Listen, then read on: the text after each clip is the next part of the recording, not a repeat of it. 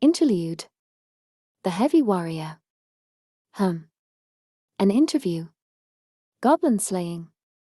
What a strange thing to ask about. Some goblins attack a village. The villagers come to us. Please get rid of the nest. Help us. We beg you, O heroes.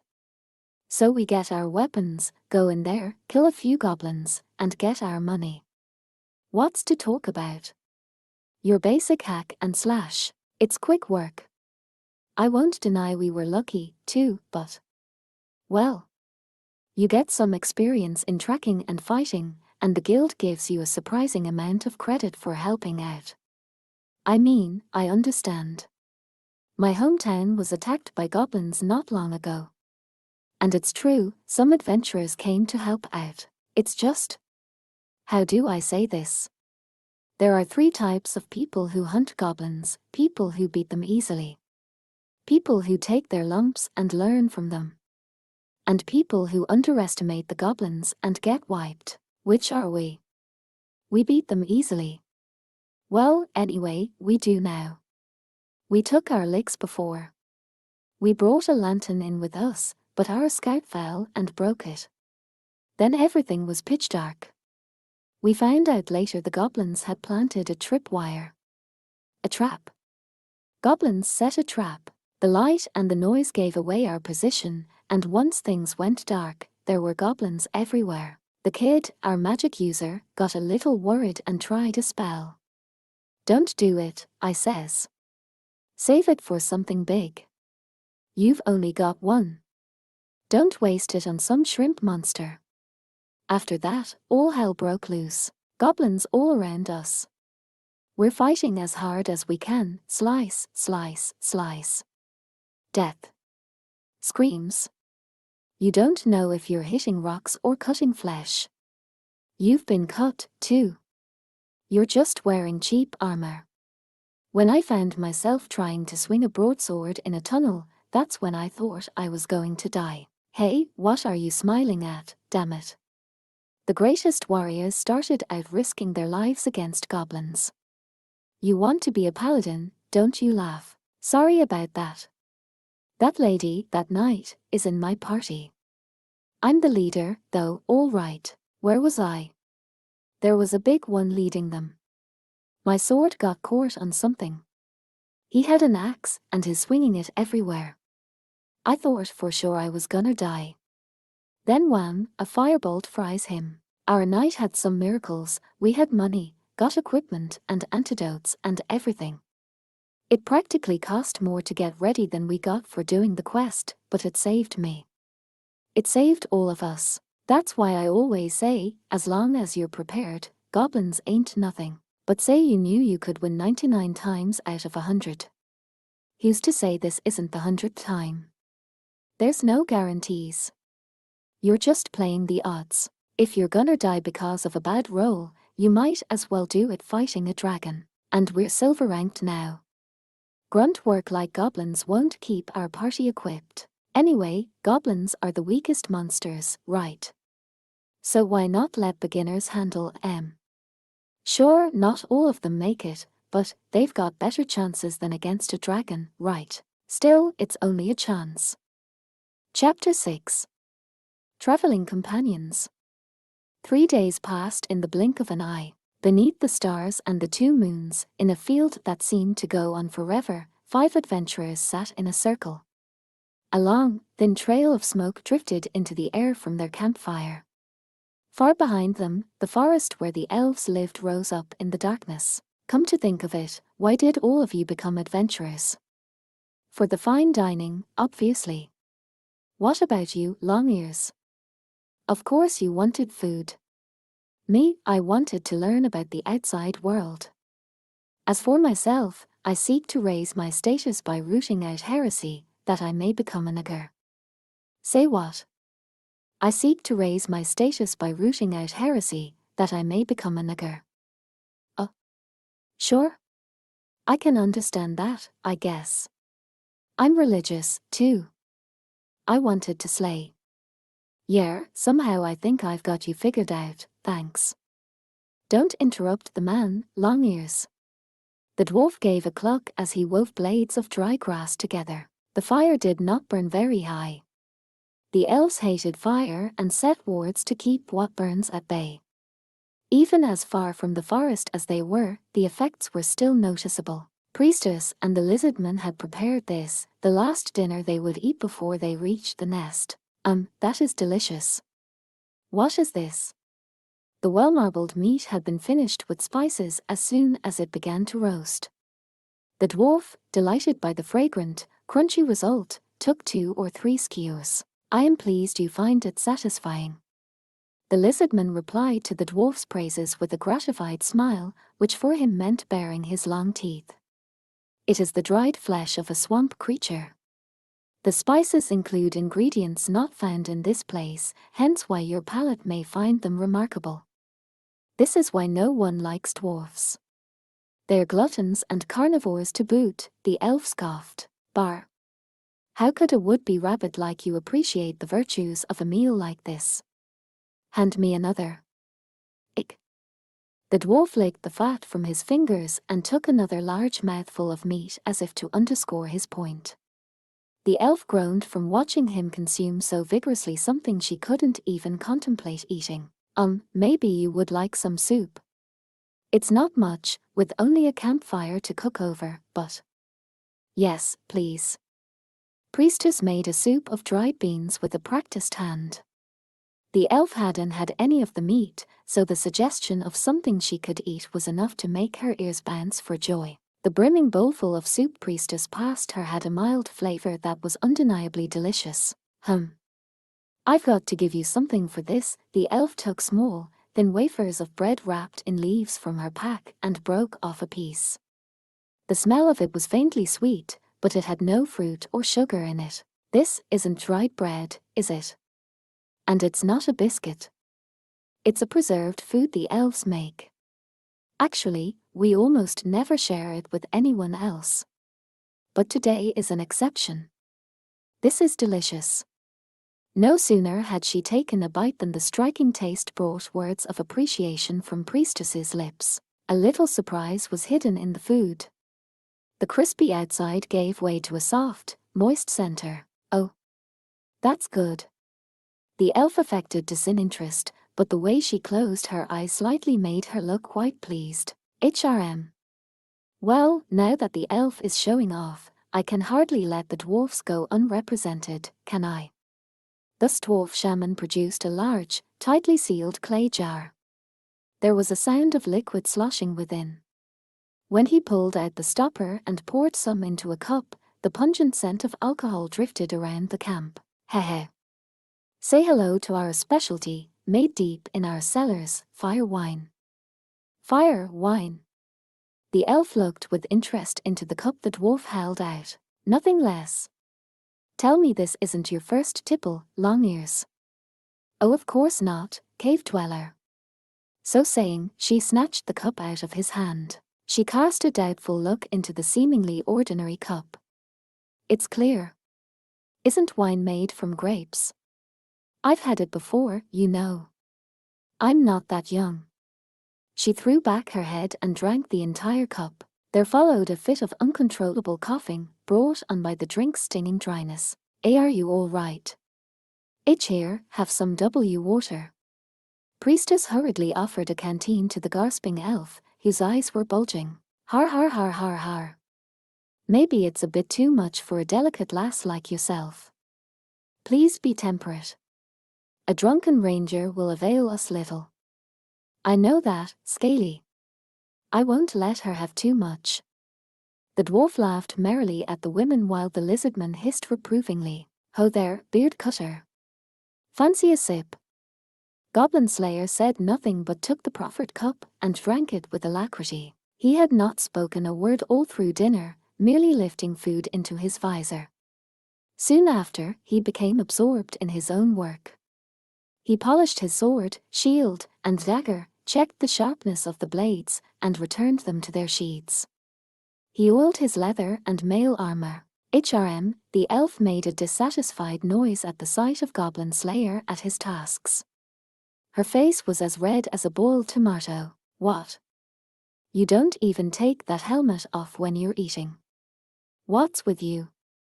If I were to be struck in the head by a surprise attack, I might lose consciousness. And why just eat, eat, eat? Why don't you cook something for us already? The elf delivered this non sequitur with a heavy tongue, slurring her words. She pointed accusingly at the large rock next to Goblin Slayer. He did not respond, even when the drunken elf glared at him and issued another HRMM. Ooh, the dwarf whispered. Her eyes are glazing. Watching the scene, Priestess sucked in her cheek slightly. He's thinking. She still couldn't see his face, but she knew that much. After a time, Goblin Slayer sought out his pack with a hint of exasperation. He rolled out a dry, hard round of cheese. Will this do? Oh ho. The lizardman licked the tip of his nose with his tongue. He craned his neck toward the cheese as though he had never seen it before. What manner of thing is this? It's cheese. It's made by churning the milk of a cow or a sheep. You've got to be joking, Scaly, the dwarf said. Never seen cheese before. I am most earnest. This is quite new to me. Do lizardmen not raise livestock? Priestess asked. He nodded. In our society, animals are for hunting, not for nurturing. Give it air. I'll cut it. The elf swiped the cheese from Goblin Slayer and, almost faster than the eye could see, sliced it into 5 pieces with a knife she had sharpened on a rock. I bet a little grilling would do wonders here. Now, where's a good stick? At the dwarf's suggestion, Priestess said, I have skewers if you like. She took several long metal rods from her bag. Our lass, you know how to pack for a trip. Unlike some people I know. If you've got someone in mind, come out and say it. Anger seemed to put the clarity back in the elf's voice. Why don't you ask your heart? The dwarf chuckled, stroking his beard. Your anvil-shaped heart.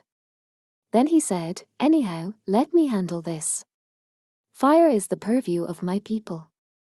And he stuck the cheese on the skewers and put them over the fire. He roasted them with quick, sure movements like a wizard casting a spell. A sweet scent mixed with the rising smoke. Before they knew it, the cheese began to melt and run. The dwarf passed the skewers to his fellow adventurers, and they each brought it to their mouths. It is sweet, like nectar. Lizard Priest gave an ecstatic shout and thumped his tail on the ground. Like nectar, it is. Glad the first cheese of your life didn't disappoint, the dwarf said, taking a big bite of his own slice and washing it down with a gulp of fire wine. Fire wine and cheese, there's a fine pairing. He dabbed at the wine that he dribbled into his beard and gave a contented sigh. The elf frowned. Seeming quite back to her normal, haughty self, she took dainty bites of her cheese. It's kind of sour but sweet, she said. Sort of like a banana. Her long ears made a wide motion up and down. Then her eyes narrowed like a cat's when coughing up a hairball. Is this from that farm? Priestess asked with a bright smile, halfway through her own piece of cheese. It is. It's delicious. Is it? Goblin Slayer nodded quietly and calmly put a piece of cheese into his mouth. He chewed, swallowed, took a mouthful of fire wine, and then pulled his bag closer. The next day they would enter the goblin's nest. He had to double-check his gear. The bag was packed with a variety of bottles, ropes, chains, and unidentifiable items. The elf, whose stupor had been cleared away by the sharp, sweet cheese, looked at the collection with interest. Goblin Slayer was examining a scroll that was tied shut in a peculiar way. The elf reached out just as, seemingly satisfied with the knots, Goblin Slayer was putting the scroll back into his bag. Don't touch that, he said flatly. The elf drew her hand back hastily. It's dangerous. I wasn't going to touch it. I was just looking. Don't look at it. It's dangerous. The elf gave a little sneer in his direction. Goblin Slayer was unperturbed. Unwilling to take no for an answer, the elf glanced at the scroll out of the corner of her eye. "Isn't that a magic scroll?" she asked. "I've never seen one before." At her words, not just priestess but the dwarf and the lizardman leaned in for a look. A magic scroll. An item sometimes found in ancient ruins, albeit very rarely. Unroll it, and even an infant could cast the spell written there. The knowledge of how to make them was long lost, even to the oldest of the high elves. Magical items were rare enough, but such scrolls were among the rarest of all. But for all that, they were surprisingly inconvenient items for adventurers. Any of an infinite variety of spells might be written on them, from the most useful to the most mundane, and they could be used only once, anyway. Many adventurers simply sold them, for a tidy sum, to researchers or collectors of curio. A wizard in the party was magic enough for them. They needed money more than scrolls. Goblin Slayer was one of the few who had kept his scroll. Even priestess hadn't known he had it. All right. I won't touch, I won't even look, but will you at least tell us what spell is written on it?" No, he didn't so much as look at her. "If you were captured and told the goblins, then what? You'll know what it is when I use it. You don't like me, do you?" "I'm not particular." "Isn't that just a way of saying you don't care?" "I mean no more than I said." The elf gritted her teeth, and her ears flapped angrily. "Give it up, long ears. He's stubborner than I am." The dwarf laughed happily. "He's beard cutter, after all." "You mean Oakbolg?" "I am Goblin Slayer," he muttered. The elf frowned at this, and the dwarf stroked his beard in amusement. Excuse me," priestess broke in, "but what does Oakbolg mean, exactly?" "It's the name of a sword that appears in our legends," the elf said.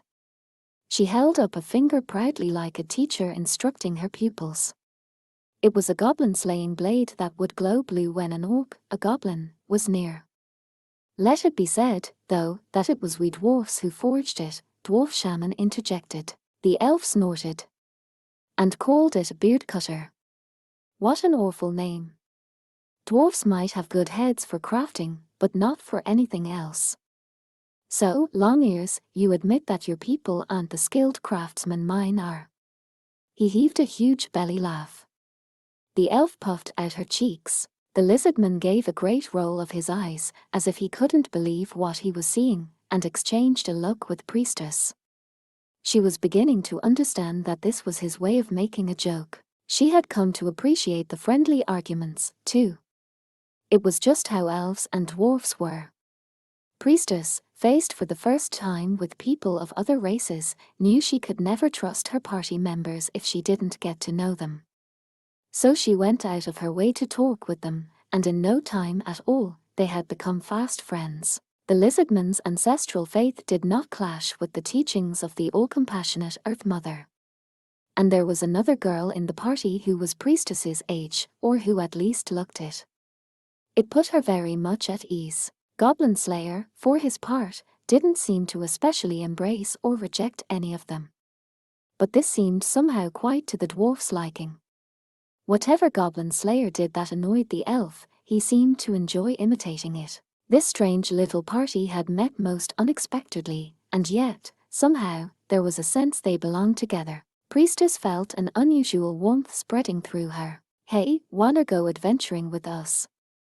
Which wasn't to say there was nothing that pricked at her heart. "Oh yes, there is a thing I have been wondering," the lizardman said, his tail sounding, opening his jaw. The fire danced. Before he asked his question, he made the strange, palms-together gesture. He claimed it was an expression of gratitude for the meal. "Wherefrom do the goblins spring? My grandfather once told me of a kingdom under the earth." The dwarf burped, heard that they were Forlan Rears or elves. "What prejudice?" High elf archer glared at dwarf shaman. "I was taught goblins are what become of dwarfs who grow obsessed with gold." Prejudice, indeed. The dwarf looked triumphantly at the elf, who shook her head slightly. Now, didn't our priest say they came from under the earth?" And isn't that where dwarfs come from? Grr? The dwarf could only grit his teeth at this. The elf gave a satisfied chuckle. The lizardman, of course, licked his nose with his tongue. Under the earth, I said, but of elves or dwarfs naught. What stories do humans tell, priestess? Oh, priestess had been in the midst of gathering everyone's dinnerware and wiping it clean. She set the work aside and straightened, putting her hands on her knees. We have a saying that when someone fails at something, a goblin appears. What? The elf giggled. Priestess nodded with a smile. It's just a way of teaching manners. If you don't do such and such, a goblin will come for you. That seems grim news indeed, girl, the dwarf said. Why, long ears alone would account for an entire goblin army. Hey! The elf's ears pointed straight back. How rude. Just wait till tomorrow. You'll see if any of my arrows fail to hit their target. Oh, they'll hit something, all right. I'm afraid they'll hit me, right in the back. Fine. Little dwarfs are welcome to hide behind me. Damn right I will. You're a ranger, aren't you? A little scouting would help us all out, the dwarf said, patting his beard with a smirk. The elf raised her arm and seemed about to reply, when a single, muttered word dropped between them. Naturally, the group's attention turned toward the source. I heard they come from the moon, Goblin Slayer said. By the moon, do you refer to one of the two in our sky? The lizardman asked. Yes. Goblin Slayer nodded. The green one. Green rocks, green monsters. Well, never thought they might have come from over my head, the dwarf said with a long, thoughtful sigh. With great interest, the elf asked, so, shooting stars are goblins coming down here? Don't know. But there is no grass, or trees, or water on the moon. Only rocks. It's a lonely place, he said soberly. They don't like it there. They want somewhere better. They are envious of us, jealous, so they come down here. Here? Yes. He nodded. So when you get jealous, you become like a goblin. I get it, the elf said with a disappointed breath. Another little story to teach kids manners. Who told you that story? Priestess asked, leaning forward slightly. He was always so realistic and rational. This kind of tale seemed unlike him. My older sister. Oh, you have an older sister? He nodded. Had. Priestess giggled softly. The thought of this hardened adventurer being scolded by his sister was somehow heartening. So, the elf pressed, you really believe goblins come from the moon? Goblin Slayer nodded slightly. All I know, he said, staring up at the twin orbs in the sky, is that my sister was never wrong. About anything. With that, he fell silent. The bonfire crackled. With her long ears, the elf detected the hint of a sigh. She quietly moved her face closer to Goblin Slayer's helmet. She still couldn't make out his expression. A mischievous grin spread across her face. But he fell asleep. Oh ho, fire wine finally got to him, did it? The dwarf was just shaking the last drop from the bottle. Come to think of it, he's had his fair share of that stuff, hasn't he? Priestess took a blanket from their gear and carefully placed it over him. Ever so gently, she touched the leather armor on his chest. She was tired, too, but he needed to rest. Let us, too, take our repose, the lizardman said solemnly. And let us determine the watch. A good night's sleep will itself be a weapon in our arsenal. Priestess, the elf, and the dwarf each volunteered for a shift. As she snuggled down under her blanket, the elf stole a glance at Goblin Slayer. She murmured to herself. They say a wild animal never sleeps in front of those it doesn't trust. To her own annoyance, she found this inspired in her a faint glow of happiness.